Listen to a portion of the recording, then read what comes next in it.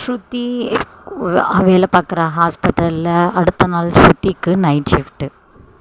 ஸ்ருதியோ முறை night shift போகிறாங்க.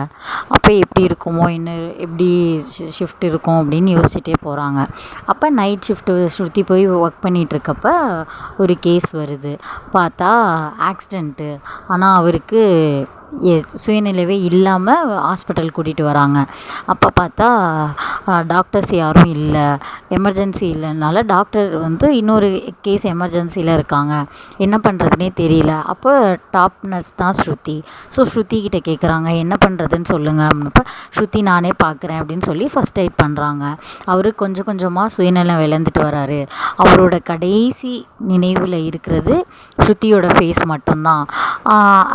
அந்த பேஷண்ட்டோட பேர் எதுவுமே ஸ்ருதிக்கு தெரியல. ஆனால் ஸ்ருதியோ அவங்கள எப்படியாவது காப்பாற்றிடணும் அப்படின்றதில் அவங்களுக்கு ட்ரீட்மெண்ட் பண்ணிகிட்ருக்காங்க.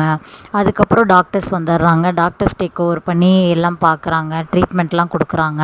ஒரு 2 டேஸ் கழித்து அந்த பையனுக்கு நினைவு வருது. நினைவு வந்தோடனே இவங்க யாரையுமே வந்து தெரியல. அவங்க வீட்டில் இருக்கவங்க எல்லாருமே வந்து பார்க்குறாங்க. ஆனால் அவங்க யாரையுமே தெரியல. அவனுக்கு லாஸ்ட்டாக தெரிஞ்ச முகம் ஸ்ருதியோடது மட்டும்தான். ஸோ ஸ்ருதியை பார்த்தோன்னே ஒரு மாதிரி கத்துறான்.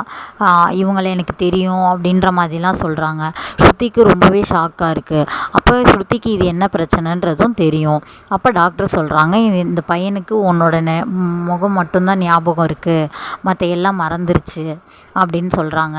அப்போ ஸ்ருதி வந்து இதுக்கு நான் என்ன பண்ணணும் டாக்டர் அப்படின்றப்ப டாக்டர் சொல்கிறாங்க, அந்த பையன் வீட்டில் ஒரு ஆளாக இருந்து நீ தான் அதை எல்லாத்தையும் அந்த பையனுக்கு ரீகால் பண்ணணும். அப்போ தான் அந்த பையனுக்கு சீக்கிரம் நினைவு திரும்பும் அப்படின்னு சொல்கிறாரு. அப்போ அந்த பையன் பக்கத்தில் போகும்போது ஸ்ருதிக்கு ஒரு பயத்தோடையே போகிறா.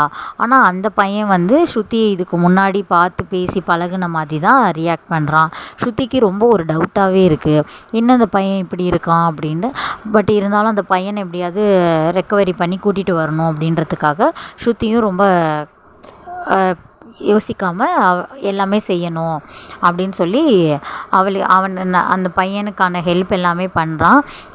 போக போக வந்து அந்த பையனுக்கும் ஸ்ருதியை பிடிக்குது, ஸ்ருதிக்கும் அந்த பையனை பிடிக்குது. அப்போ ஸ்ருதி யோசிக்கிறா, இல்லை இது சரியாக இருக்காது, இதுக்கு மேலே நம்ம ட்ரீட்மெண்ட் பண்ணக்கூடாது, இனிமேல் நம்ம இவன் கூட இருக்கக்கூடாது, இது நம்மளுக்கும் நல்லதில்லை, நம்ம ஃபேமிலிக்கும் நல்லதில்லைன்னு சொல்லி அந்த பையன்கிட்டேருந்து விலக ஆரம்பிக்கிறா. அந்த பையன் திடீர்னு ஏன் இவன் நம்மக்கிட்டேருந்து விலக ஆரம்பிக்கிறா அப்படின்னு சொல்லி யோசிச்சுட்டே இருக்கான். ஆனால் அந்த பையனுக்கு நல்லாவே தெரியும் ஸ்ருதியை இதுக்கு முன்னாடி பார்த்துருக்கான், பேசியிருக்கான்னு. ஆனால் ஸ்ருதிக்கு இது எதுவுமே தெரியாது. ஒரு நாள் பீச்சில் தன்னோட தம்பி தங்கச்சிங்களோட டைம் ஸ்பெண்ட் பண்ணிகிட்டு இருக்கும்போது இந்த பையன் அங்கே ஸ்ருதியை பார்த்துருக்கான். பார்த்து அவன் ஃப்ரெண்ட்ஸோடு பேசிகிட்டு இருக்கப்போ ஸ்ருதி மேலேயே இவனுக்கு ஒரு அட்ராக்ஷன் இருந்திருக்கு.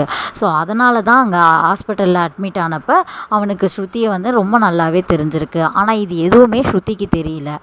ஆனால் ஸ்ருதிக்கும் அந்த பையனை விட்டு விலகி வர முடியல. அது ரொம்பவே கஷ்டமாக இருக்குது, ஃபீல் பண்ணுறாங்க, என்ன பண்ணுறது அப்படின்னு யோசிக்கிறாங்க.